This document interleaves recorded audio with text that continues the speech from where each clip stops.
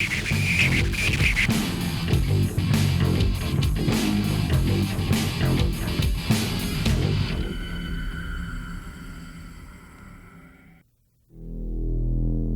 almost seemed like all throughout my whole life that I was damned. Damned Indian, damned no good for nothing Indian. $40,000 in cash in my pocket, and on the other side, about $50,000 worth of heroin. I was on a mission. I was gonna kill white people.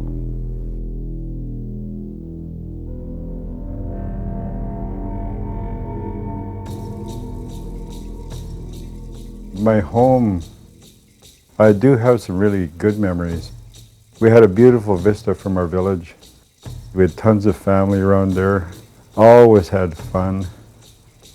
It was like freedom for them. They could play wherever they wanted to play. Our family was so rich in arts. We always were artists. How is that knowledge and how is that spirituality taken from us?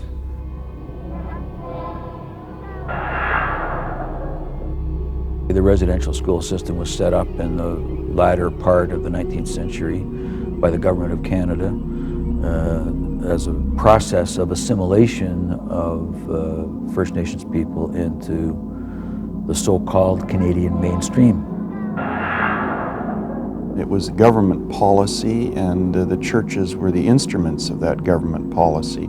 Probably the most devastating thing that we did was remove children from their communities, from their support.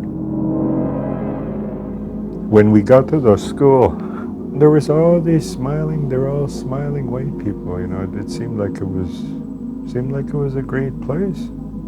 I always remember mom and dad when they were leaving, they didn't look back.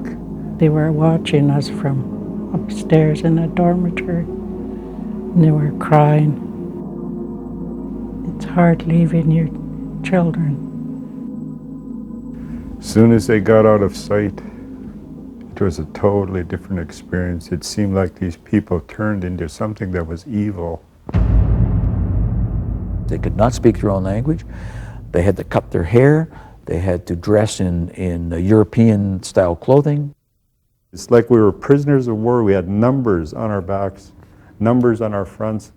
Mine was 5'11". It was everywhere. They might as well tattooed it on my forehead. What we did was try to wipe away every aspect of what it is to be a First Nations person. No, it was 5. They were making us like we were great big men, you know, telling us to shut up, you goddamn kids. Shut your goddamn mouths. The hell's the matter with you guys? Quit acting like babies. We were babies. We grew up fast. We grew up hard. We grew up really cruel. I remember praying silently, you know, just for one day of kindness. It never came. In the residential schools, there were no controls. And the numbers of sexual predators is staggering. For me, to be forced on my hands and knees and to be sexually assaulted by a dog was probably one of the most dehumanizing acts that ever happened to me. Here's this 10-year-old boy with this dog on him. And could feel I still got the scars on my back from that. So I always have those reminders. I ran from that school as much as I could. When he'd run away and he'd tell the police what was happening, he'd be taken back and beaten and humiliated. I remember thinking, you know, you can have my body, but you sure as hell ain't gonna have my soul. I was an angry young man after I got out of there. I hated white people. I didn't care after that. I became really reckless with my life. I ended up on the streets and with a $300 a day habit of heroin. Every single day, popping $300 in my arm. And I would do anything for it. Anything. Name it, I've done it. I was killing myself. I was a drug addict. I dealt drugs on the streets in Vancouver. I was alcoholic. My grandmother pulled me off the streets in Vancouver because if I didn't have her, in all likelihood, I probably would have been dead on the streets here in town.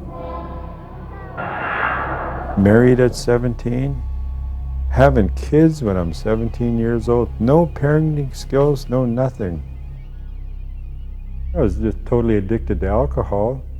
Nice to beat up my wife and kids. He was robbed of becoming a healthy parent. He was robbed of becoming a healthy human being, a man.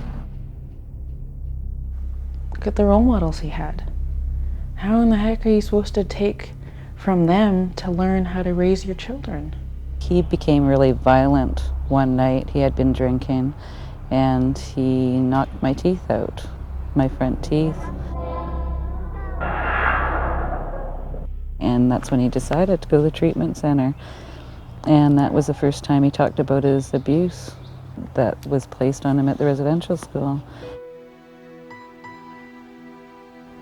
I've been through so many programs and therapy programs just to help me understand where I was just a few short years ago. How are we going to gain dignity back when all throughout our whole life people were saying that you're a goddamn bastard and that goddamn you will never do anything, you'll never amount to anything in your life. You need to look at that for yourself and you need to take some action. Go to court. Bring those bastards to court. 18 of us as victims. We took a man by the name of Arthur Henry Print to court. And all of those memories start coming back. There were times that he'd be curled up on our bed in a little ball in a fetal position, just in tears because all of these old memories were coming back. We walked into that courtroom and it was really empowering. He had spoken on behalf of all the victims very eloquently. And he got to speak directly to Arthur Henry Plint, his abuser. It was against the government of Canada and the United Church of Canada. He was saying to them, how could you have done this to me and my brothers? He was calling Canada to account on behalf of his people. Regardless of how painful it is, there is a way out. The truth will set you free, and it works every time. We deliberately went about to destroy a culture. We deliberately set out to destroy a people and make them become like us. That was wrong. And we apologize for any role that we had to play in that. Art's gone through a lot of healing programs and healing himself and gone through court and learned a lot of really healthy life skills. He has good relationships with his children now. And it's